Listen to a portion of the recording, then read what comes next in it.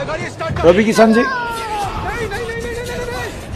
लेकिन ये साला कर क्या रहा है यहाँ पे? धन्यवाद महोदय।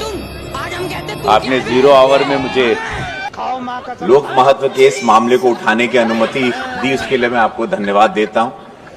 हमारा भारत वर्ष दुनिया का सबसे बड़ा आबादी वाला देश है महोदय। यहाँ पर छोटे छोटे कस्बों से लेके बड़े बड़े महानगरों में लाखों ढाबे और होटल, जिसमें प्रतिदिन करोड़ों लोग भोजन करते हैं। इन ढाबों और होटल के स्थान और स्तर के अनुसार खाद्य पदार्थों की मूल्य ग्राहकों से लिए जाता है। कहीं 5 स्टार में बड़ा पाव खाएंगे, अब मुंबई में अलग है, 5 स्टार में जाओ उसका अलग है। कहीं समोसा यहाँ चांदनी चौक पे सस्ता मिलता है और कहीं गोरखपुर में मिलता है, तो गोल बाजार में अलग। हर जगह पे 5 स्टार होटल में उसका रेट ज्यादा हो जाता है।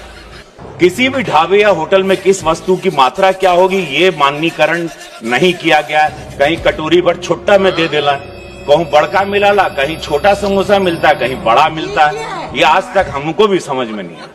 इतना बड़ा बाजार जिसमें करोड़ों की संख्या में ग्राहक हैं, बिना किसी रूल्स और रेगुलेशन के लिए चल रहा है और के साथ चल रहा है।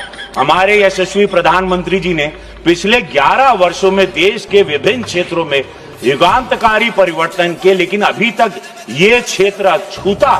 अंततः मैं आपके माध्यम से सरकार से मांग करता हूं कि छोटे ढाबे से लेकर सामान्य होटल, अच्छे रेस्टोरेंट, 5 स्टार होटल्स आदि सभी स्थानों पर मिलने वाले खाद्य पदार्थों के मूल, गुणवत्ता और उसकी मात्रा को निर्धारित करने के लिए कानून बनाना चाहिए, ताकि देशवासियों को उचित मूल्य पर सही मात्रा में गुणवत्ता युक्त खाद्य पदार्थ उपलब्ध हो सके।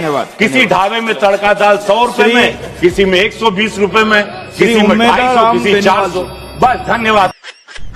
तो रवि किशन जी लोकसभा के सदस्य हैं, आपने देखा ही होगा इनका भाषण। अभी इन्होंने बहुत ही जरूरी मुद्दा उठाया है लोकसभा में। इनका मुद्दा ये है कि समोसा इतना महंगा, वो साइज के हिसाब से छोटा बड़ा अलग अलग रेट में मिलता है।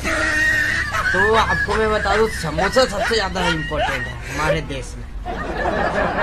हमारे देश में अगर बच्चा समोसा नहीं खाएगा तो मानो कुछ भी नहीं खाया उसने। ये है देश की रीति, राजनीति।